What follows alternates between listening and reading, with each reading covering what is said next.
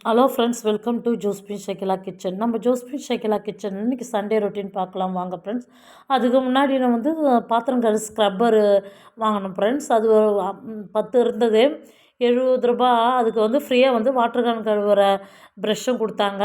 ரொம்ப யூஸ்ஃபுல்லாக இருந்துச்சு, நீங்களும் வாங்கி பாருங்கள். அதோட வேர்க்கடலை சட்னி அரைச்சிட்டேன். அதுக்கு ஒரு சின்ன தாளிப்பு போட்டுக்கலாம். சிம்பிளான முறையில் தான் வேர்க்கடலை சட்னி அரைச்சேன், தேங்காய்லாம் எதுவும் சேர்க்காத. கடுகு, எண்ணெய், காஞ்ச மிளகா, கருவேப்பிலை போட்டு தாளிப்பு போட்டுக்கலாம்.